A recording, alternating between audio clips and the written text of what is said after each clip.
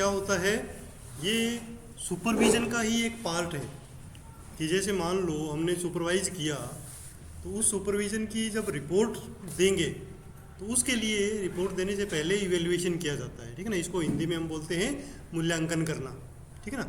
और ये मूल्यांकन हर टाइप की सर्विस में पॉसिबल हो सकता है। जैसे हॉस्पिटल में यदि पेशेंट केयर की गई है वहाँ पर मूल्यांकन हो सकता है।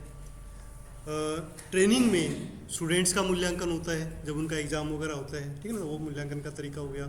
इसी प्रकार फील्ड में जब सुपरवाइज किया जाता है तो उसका भी एक मूल्यांकन होता है जिसके लिए कुछ टूल्स होते हैं, उस टूल में उसकी नंबरिंग या मार्किंग की जाती है, ठीक है ना। तो इस सिस्टम को हम बोलते हैं मूल्यांकन करना।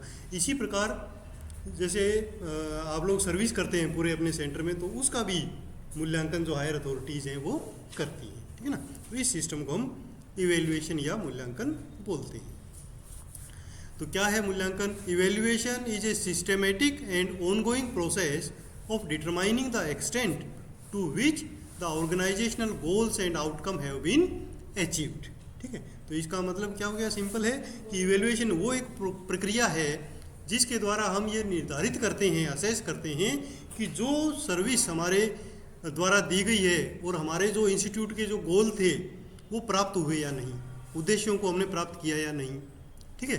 और ये हर इंस्टीट्यूट में हो सकते हैं। जैसे अगर एक पीएचसी है तो उसका क्या गोल होगा? बहुत सारे गोल होंगे। इम्यूनाइजेशन 100% करना, एएनसी क्लिनिक 100% करना, है ना। इसी प्रकार अगर मान लो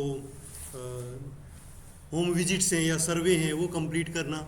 अब ये कितने कंप्लीट हुए उसको करने के लिए किसकी ज़रूरत पड़ेगी? इवेल्युएशन की ज़रूरत पड़ेगी। इसी प्रकार यदि नर्सिंग एजुकेशन में देखें तो पूरा जैसे कोर्स हुआ 1 साल का कंप्लीट हो गया, अब किस बच्चे ने कितना लर्न किया, कितने अपने ऑब्जेक्टिव कंप्लीट किए, तो उसके लिए क्या करना पड़ेगा? उनका भी मूल्यांकन करना पड़ेगा, उनका टेस्ट लेना पड़ेगा, ठीक है। इस प्रोसेस को हम बोलते हैं कि आपके गोल कितने प्राप्त हुए हैं उसको चेक करने के लिए हमें इवेल्युएशन की ज़रूरत पड़ती है।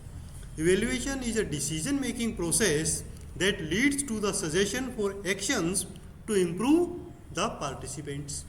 कि ये जो हमारा इवेल्युएशन प्रोसेस है वो क्या करता है? एक प्रकार का डिसीजन मेकिंग प्रक्रिया भी होती है कि हम एक निर्णय पर पहुंचते हैं कि जो हमारे पार्टिसिपेंट्स हैं, जो हमारे वर्कर हैं या जो सबॉर्डिनेट हैं, उनको अब आगे कितना इम्प्रूव करना है, ठीक है। तो उस इम्प्रूवमेंट के लिए भी हमारे पास जो एक सिस्टम है उसको हम क्या कहते हैं? इवेल्युएशन कहते हैं, ठीक है।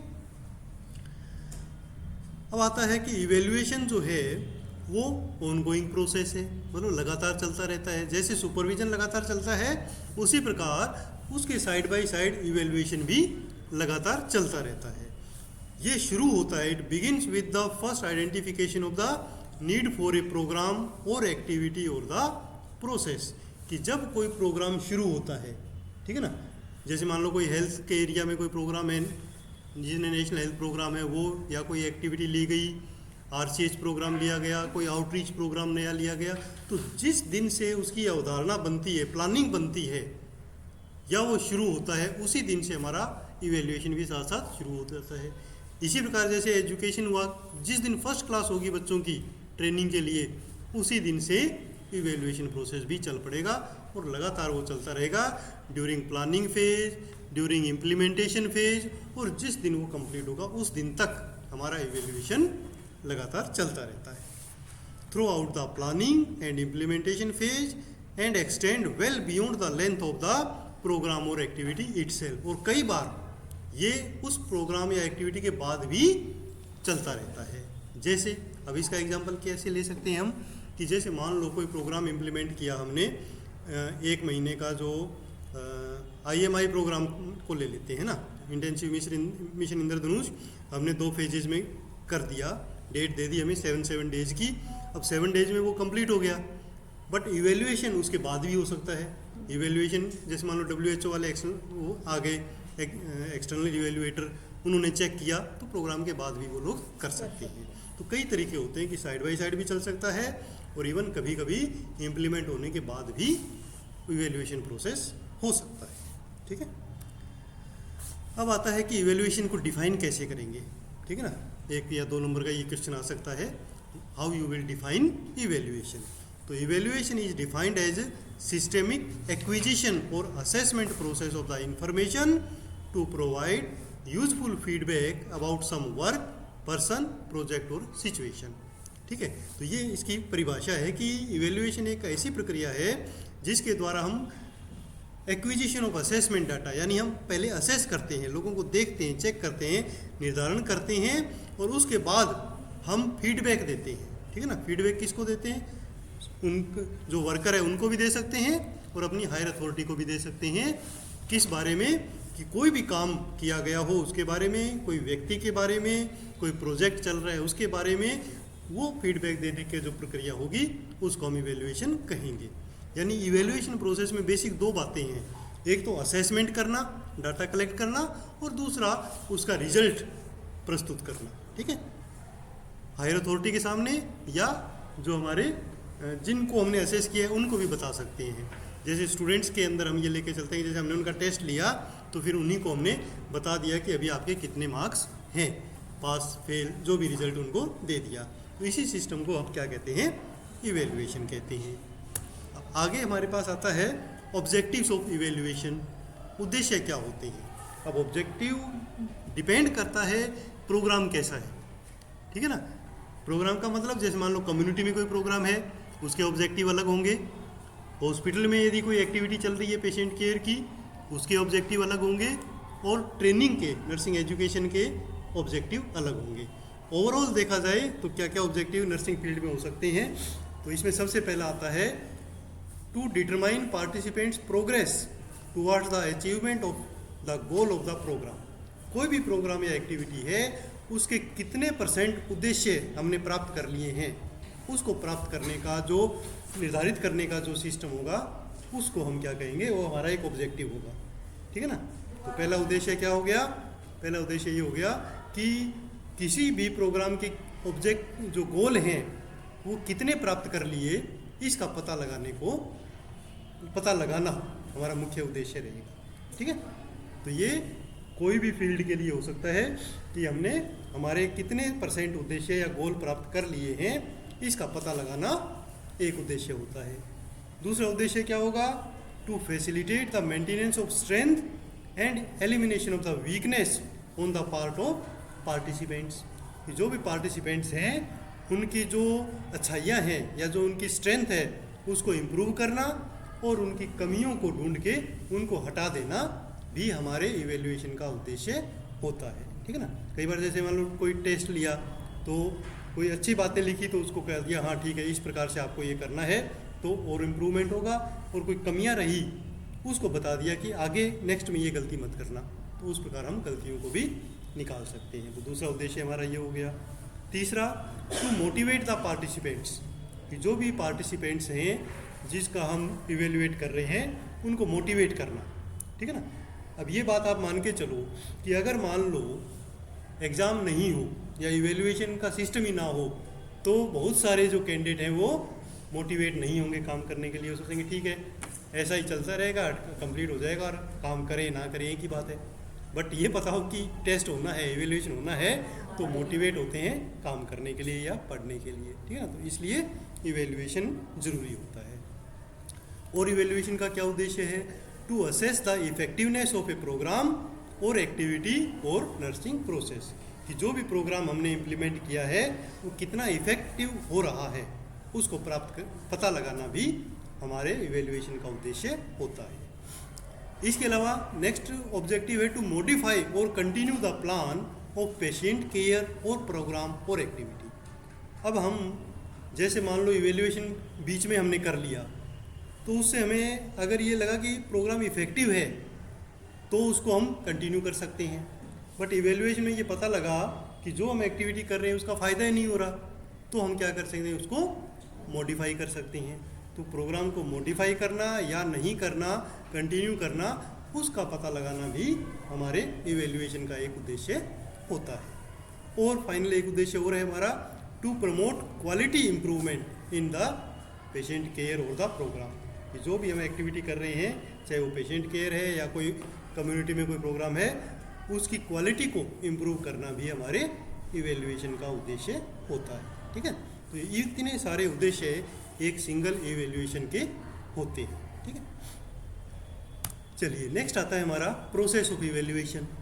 कोई भी जो संस्था है या जो एडमिनिस्ट्रेटर है वो इवेल्युएशन करता है तो क्या क्या प्रक्रियाएं उसमें शामिल होती हैं, ठीक है।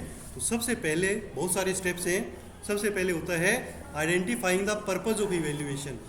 सबसे पहले वो पर्पस पता लगाते हैं कि क्यों इवेल्युएट करना है, ठीक है ना। तो वो अपना लिख के रखते हैं कि हमें ये चीज़ों का पता लगाने के लिए इवेल्युएशन करना है। तो जो भी अभी अपने इतने सारे ऑब्जेक्टिव देखे उसमें से एक या दो ऑब्जेक्टिव वो सेलेक्ट कर लेते हैं। दूसरा identifying the time frame. Time frame बताते हैं, इवेल्युएटर को ये बताना होता है कि आपको इतने दिनों में ये बताना है रिजल्ट। महीना बता सकते हैं, 2 महीने, 6 महीने, कोई भी टाइम फ्रेम हमें डिसाइड करना है। उसके बाद डिटरमाइनिंग व्हेन टू इवेल्युएट, कि पूरे प्रोग्राम में मेन इवेल्युएशन किस दिन होगा उसको भी डिसाइड करना है, वो भी उसको बताना होता है कि कब मेन इवेल्युएशन आप करेंगे। उसके बाद सेलेक्टिंग द इवेल्युएटर। अब इवेल्युएटर को सिलेक्ट करना है। जैसे मैंने आपको बताया ना कि अभी जो आपके एग्ज़ाम होंगे तो यहाँ एग्जामिनर सेलेक्ट किए जाएंगे कि फर्स्ट पेपर कौन लेगा, सेकंड कौन करेगा, है ना। तो ऐसे ही हर प्रोसेस में डिफरेंट इवेल्युएटर्स सेलेक्ट किए जाते हैं कि इस इवेल्युएशन को ये बंदा करेगा। उसको उसका लेटर दे देते हैं कि आपको ये करना है। उसके बाद नेक्स्ट स्टेप क्या आएगा, चूजिंग एन इवेल्युएशन डिज़ाइन और फ्रेम और मॉडल। अब ये इवेल्युएटर का काम आ जाता है कि वो किस सिस्टम से इवेल्युएट करना चाहेगा, उसका वो एक मॉडल तैयार करे, ठीक है ना। कि फील्ड में जाके करेगा या टेस्ट लेके करेगा या जस्ट ऑब्जर्व करके करेगा, है ना। तो वो अपना एक मॉडल बनाएगा, सोचेगा, लिखेगा उसको कि इस टाइप से मैं इवेल्युएशन करूँगा। उसके बाद फिर वो टूल्स या इंस्ट्रूमेंट सेलेक्ट करेगा कि किस तरीके से आप उसको इवेल्युएट करने वाले हैं। तो ये टूल्स भी काफ़ी इम्पोर्टेंट है। अलग से एक क्वेश्चन भी आता है कि list the tools of evaluation, तो वो भी आपको पता होने चाहिए, वो हम आगे डिस्कस करेंगे। उस टूल का यूज़ करते हुए फिर हम डाटा कलेक्ट करेंगे, ठीक है ना। डाटा कलेक्ट करने का मतलब कि हमने वो अगर टेस्ट लिया है तो टेस्ट के पेपर इकट्ठे किए, सुपरवाइज किया तो हमने एक पेपर लिया, उसके ऊपर लिखा कि क्या क्या हमने चीज़ें नोट की। इस सिस्टम को हम कहते हैं कि डाटा कलेक्ट करना। अब ये डाटा जैसे आप लोगों ने सर्वे किया तो वो भी एक बार का यही सिस्टम होता है कि आपने कम्युनिटी की नीड को इवेल्युएट किया। अब उस डाटा को क्या करेंगे, एनालाइज करेंगे, ठीक है ना। एनालिसिस कर लेंगे। एनालिसिस के बाद या कॉपियाँ चेक करने के बाद फिर फाइनल हमारा आएगा interpretation of data and reporting the finding. अब जो हमारा रिजल्ट आया वो हम रिपोर्ट करेंगे हायर अथॉरिटी को। तो ये पूरा एक प्रोसेस चलता है जिसको हम बोलते हैं इंटरप्रिटेशन, मतलब एनालिसिस करना। जैसे हम बैठ के ये टेबल वगैरह बनाते हैं ना, उसको हम एनालिसिस बोलते हैं। उसके बाद फाइनल हमारा रिपोर्ट तैयार होती है कि हमारा ये डिसीजन रहा, ये रिजल्ट रहा इस ग्रुप का, ठीक है ना। तो ये पूरा प्रोसेस होता है जिसको हम बोलते हैं प्रोसेस ऑफ इवेल्युएशन। अगर ये आता है तो इसमें ये 7 पॉइंट होते हैं, इनको एक के बाद एक लिखना होता है। नेक्स्ट आता है हमारे पास जो अभी मैंने आपको बताया कि इवेल्युएशन के टाइप्स कितने होते हैं। अब इवेल्युएशन जब हमने पढ़ा तो उसमें मेन बातें आई थी कि एक तो ऑनगोइंग है कि लगातार चलता रहता है, और एक हमने ये भी देखा कि फाइनल रिजल्ट के लिए एक स्पेशल एक्टिविटी भी करनी होती है। तो इन दोनों को समझने के लिए हमारे पास ये पॉइंट आता है कि इवेल्युएशन के टाइप कितने होते हैं।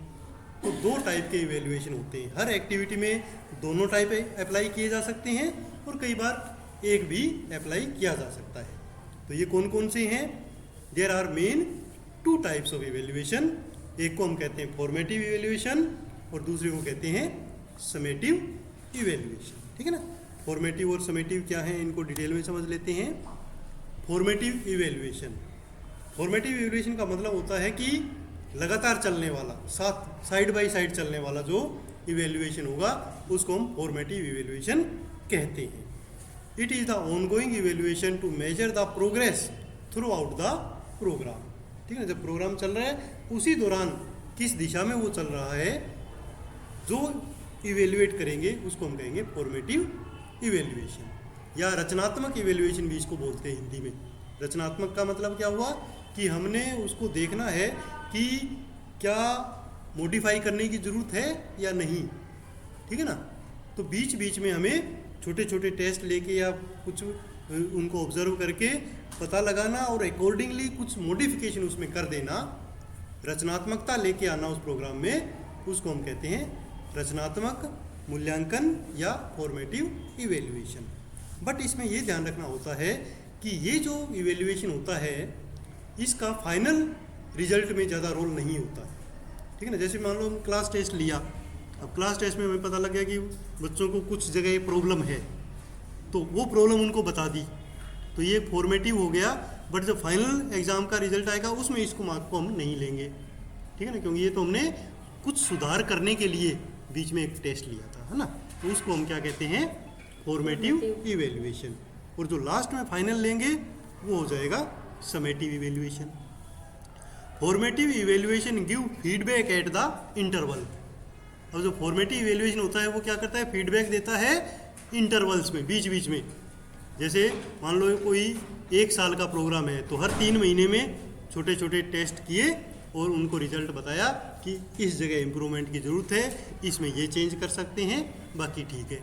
तो ये जो इवेल्युएशन होगा उसको हम क्या कहेंगे, formative evaluation. This evaluation enables participant or staff to adjust activity in accordance with the progress made or lack of it। तो ये जो फॉर्मेटिव इवेल्युएशन होता है ये हेल्प करता है पार्टिसिपेंट्स की कि वो अपने एक्टिविटी में कोई चेंज करें या ना करें, ठीक है। जैसे मान लो कोई आराम से चल रहा होता है कि ठीक है नॉर्मल पढ़ रहा है, बट बीच में एक टेस्ट हो गया और उसको बता दिया कि हाँ इस सब्जेक्ट में तेरे को एक्स्ट्रा मेहनत करने की ज़रूरत है, तो वो उस सब्जेक्ट में ज़्यादा ध्यान देगा। ये फ़ायदा होता है फॉर्मेटिव इवेल्युएशन का। It should in no way be used as to certify the final judgement और इवेल्युएशन। बट ये मान के चलते हैं कि ये जो फॉर्मेटिव इवेल्युएशन होता है उसका फाइनल वाले रिजल्ट में कोई असर नहीं पड़ना चाहिए, ठीक है ना। क्योंकि ऐसे ना हो कि पहले बीच में कम उसको मार्क्स दिए हों और बाद में उसके वही मार्क्स जोड़ के फाइनल रिजल्ट बना दे। नहीं, फाइनल तो अलग होगा और उसको हम क्या कहेंगे, उसको कहेंगे समेटिव इवेल्युएशन, ठीक है। तो समेटिव इवेल्युएशन एक प्रकार का फाइनल इवेल्युएशन होता है जो नॉर्मली उस प्रक्रिया के एंड में होता है, ठीक है ना। जैसे जो फाइनल एग्जाम आपका होगा वो समेटिव होगा, ठीक है। ऐसे ही कोई प्रोग्राम चल रहा है तो जैसे ही प्रोग्राम कंप्लीट होने वाला है लास्ट दिन कोई आके आपको इवेल्युएट करे तो वो जो होगा वो समेटिव होगा, ठीक है। It is the final evaluation in terms of attainment of the objective and is carried out at the end of the period of instruction or program or activity for certification। जिसके base पे आपको certificate दिया जाएगा वो ये वाला evaluation कहलाएगा। It describes the extent to which the program has attained its objective। अब इसके अंदर क्या बताया जाता है कि कितना % आपने अपने गोल्स को प्राप्त कर लिया है प्रोग्राम के बाद। It also provide guideline for the decision and further course of action। और इसमें फाइनल डिसीजन बता दिया जाता है कि प्रोग्राम सफल रहा या असफल रहा, है ना। It is the final result of evaluation which is to be submitted, जिसको हमें आगे सबमिट करना होता है। तो ये हो गया हमारा टाइप्स ऑफ इवेल्युएशन। अब आते हैं टूल्स ऑफ इवेल्युएशन। ये सबसे इंपॉर्टेंट चीज़ है इवेल्युएशन में कि कौन से ऐसे टूल हैं, कौन से ऐसे इंस्ट्रूमेंट हैं जिनका यूज़ करके आप इवेल्युएशन करते हो। तो selection of tool of evaluation depend upon the type of evaluation, कि किस टाइप का इवेल्युएशन है उसके ऊपर टूल का सिलेक्शन निर्भर करता है। For obtaining necessary information various type of instruments are used. बहुत सारे इंस्ट्रूमेंट्स हमारे पास होते हैं। जैसे नंबर 1 क्वेश्चनेयर, कि हमने एक क्वेश्चनेयर बना ली। ज़्यादातर जैसे मान लो स्टूडेंट्स का इवेल्युएशन करना होता है तो उसमें हम क्वेश्चनेयर बनाते हैं। 1-1 नंबर के क्वेश्चनेयर बना लिए, 2-2 नंबर के बना लिए, वो स्टूडेंट को दे दिए, आंसर उसने लिखा और उसके आधार पे हमने इवेल्युएशन कर लिया। तो एक टूल कौन सा हो गया, क्वेश्चनेयर बनाना। दूसरा होता है रेटिंग स्केल। रेटिंग स्केल और एटीट्यूड स्केल, ये स्केल्स होते हैं। जैसे कई बार आपसे पूछते हैं ना कि मेरी जो टीचिंग है उसको आप 1 से 10 नंबर तक मार्क्स दो, तो आपने जैसे मान लो कहा 8, आपने कहा 9, आपने कहा 7, है ना। तो ये एक नंबरिंग हो गई, उसको हम बोलते हैं रेटिंग स्केल, कि मेरी एक्टिविटी को आपने कितना रेट किया। तो ऐसे ही हर वर्कर की एक्टिविटी को हम 1 से 10 के बीच में नंबर दे देते हैं, तो उसको हम क्या कहते हैं, रेटिंग स्केल कहते हैं। इसी प्रकार एटीट्यूड स्केल होता है, वो भी 1 से 10 तक का होता है, कि कोई वर्कर का एटीट्यूड कैसा है काम करने में, उसको 1 से 10 तक नंबर दो, तो वो भी हमारा एटीट्यूड स्केल कहलाता है। इसके अलावा एक आती है चेकलिस्ट, ठीक है ना। चेकलिस्ट काफ़ी इंपॉर्टेंट है, इसके बारे में कई बार शॉर्ट नोट अलग से भी आ जाता है कि चेकलिस्ट क्या होती है। चेकलिस्ट का मतलब, चेक का मतलब ऐसे टिक करना, ठीक है ना। तो उसमें हम लिस्ट बनाते हैं और उस पे एक्टिविटी कर्मचारी की देख देख के और उसको टिक करते हैं कि कौन से नंबर पे इसने अपनी एक्टिविटी की है, ठीक है। वो भी हम अभी सैंपल देखेंगे, है ना, क्योंकि वो आपको एग्जाम में बनानी भी आ सकती है, ठीक है ना। तो हर एक्टिविटी के लिए एक अलग चेकलिस्ट होती है। तो 2-3 मैं आपको एग्जांपल दूंगा, जब आपको नोट्स भेजूंगा ना तो उसके साथ भेज दूंगा, वो आप बना के रखना। एग्जाम में उनमें से एक तो आ ही सकती है, ठीक है। चेकलिस्ट बनाना कैसे वो आपको देखना है। इसके अलावा एक टूल होता है सेल्फ रिपोर्ट या सेल्फ अप्रेजल। सेल्फ अप्रेजल क्या होता है कि आपको हमने एक पेपर दे दिया कि अपने बारे में इसके ऊपर लिख लो कि मैंने कितना काम किया है, फिर हम उसको देखेंगे, ठीक है ना। तो वो सेल्फ अप्रेजल होती है, वो बनवा सकते हैं। और लास्ट एंड फाइनल होता है एनेक्डोटल रिपोर्ट और रिकॉर्ड, कि जो भी आपने रिकॉर्ड मेंटेन किए हुए हैं उसको चेक करके भी हम आपको इवेल्युएट कर सकते हैं, ठीक है। जैसे आपने ये फाइलें वगैरह बनाई, ठीक है ना, इनको देख के मार्क्स दे सकते हैं। तो ये सारा का सारा टूल्स ऑफ इवेल्युएशन कहलाते हैं कि किन को देख के हम नंबरिंग करते हैं। अब जैसे मैंने आपको बताया कि चेकलिस्ट का अलग से क्वेश्चन आता है। चेकलिस्ट क्या है, इसको समझना है कि checklist is the most used evaluation method. सबसे ज़्यादा इस मेथड का यूज़ होता है। It can be use to evaluate any activity, किसी भी एक्टिविटी को देखना हो, कोई स्किल देखना हो, एटीट्यूड देखना हो ऑफ द पार्टिसिपेंट, जो भी स्टाफ है या पार्टिसिपेंट है उसके इनको देखने के लिए हम चेकलिस्ट बना सकते हैं, ठीक है। It can be developed by the supervisor और इवेल्युएटर एज पर नीड। और ये जो चेकलिस्ट है ये वैसे स्टैंडर्ड नहीं होती है, जो इवेल्युएटर होता है वो अपने हिसाब से डेवलप कर सकता है कि उसको क्या क्या चीज़ें देखनी है। अब इसको हम एग्जांपल देखें कि अगर आपको चेकलिस्ट बनानी हो तो कैसे बनाएंगे। अब यहाँ पर आपको सामने दिख रही, अभी क्लियर नहीं दिख रही होगी, मैं आपको ये सेंड कर दूंगा। इसमें एक सुपरवाइज़र अपनी चेकलिस्ट बनाता है जिसमें सबसे ऊपर लिखेगा चेकलिस्ट फॉर सुपरविजन, ब्रैकेट में कि किस चीज़ की सुपरविजन हो रही है ना। तो जैसे मान लो हमने यहाँ लिखा होम विजिट, तो होम विजिट में जब वो साथ में जाएगा एएनएम के या आशा के और सुपरवाइज करेगा तो एक्टिविटी देखते हुए वो टिक करेगा, चेक करेगा, है ना। क्या क्या चेक करेगा, इधर है एक्टिविटी, जैसे सबसे पहले यहाँ लिखा हुआ है अप्रोच। अप्रोच में उसने 4 पॉइंट डाल दिए, एटीट्यूड कैसा है, पंक्चुअलिटी कैसी है, ड्रेसिंग सेंस कैसा है और बॉडी लैंग्वेज कैसी है। इन सब को वो रेट करेगा, excellent, very good, good, fair और पुअर। और इसके अंदर ये बीच में नंबर लिखे हुए हैं। जैसे मान लो अगर ठीक ठाक किया है तो वेरी गुड कर दिया, उससे कम किया है तो गुड कर दिया और यहाँ पे टिक कर दिया, ठीक है। तो हर कॉलम में वो टिक करेगा। और ऐसे फिर नॉलेज एंड स्किल कि जब वो इम्प्लीमेंट कर रहा है तो होम विजिट प्लान बनाया या नहीं, कैसा बनाया है, कम्युनिकेशन स्किल कैसी हैं, बैग टेक्निक यूज़ किया या नहीं, उसके आधार पे वो सारे ये पॉइंट को टिक करता है। और इनकी जो नंबरिंग होती है उसको टोटल स्कोर डाल देते हैं यहाँ पर। तो जितना ज़्यादा ये स्कोर होगा उतना ही उसका जो एक्टिविटी है वो अच्छी मानी जाएगी। प्लस यहाँ पर एक लाइन होती है हमारे पास रिमार्क डालने के लिए, वहाँ रिमार्क डालते हैं और यहाँ पर सुपरवाइज़र अपने साइन कर देता है, ठीक है ना। इस प्रकार आपको चेकलिस्ट डेवलप करनी होती है। तो ये एग्जांपल जैसे मैंने होम विजिट का दिया, ऐसे ही आपको कह सकते हैं कि चलो आप एक चेकलिस्ट बनाओ जिसमें आपको सुपरवाइज करना है कि एक एएनएम अपना इम्यूनाइजेशन क्लिनिक कर रही है, तो इम्यूनाइजेशन क्लिनिक को चेक करने के लिए आप क्या अपनी सुपरवाइजरी प्लान बनाएंगे, है ना। तो सुपरवाइजरी प्लान क्या, ये चेकलिस्ट बनाएंगे। तो चेकलिस्ट में मेन 4 पॉइंट्स होते हैं और उसके सब पॉइंट्स होते हैं, ठीक है ना। तो वो सब पॉइंट में मेन जो चेंज आता है वो आता है नॉलेज एंड स्किल पे, क्योंकि वो स्किल का मतलब कोई काम कर रहा है तो होम विजिट में अलग टाइप का काम करेगा, इम्यूनाइजेशन वाले क्लिनिक पे अलग टाइप का काम करेगा, एएनसी वाले दिन अलग टाइप का काम करेगा। तो मेन बीच में ये वाले पॉइंट चेंज होते हैं, बाकी अप्रोच, हेल्थ एजुकेशन और रिकॉर्डिंग एंड रिपोर्टिंग वो लगभग सेम चलती है सारी चेकलिस्ट में, ठीक है। तो मैं आपको आज 3 चेकलिस्ट भेजूंगा, उसको आप अपने प्रैक्टिस करना, लिखना और देखना उसमें कि कहाँ कहाँ चेंज किया गया है, ठीक है ना। उस हिसाब से आप कोई भी चेकलिस्ट क्रिएट कर सकते हैं, ठीक है। Okay, thank you. तो इसका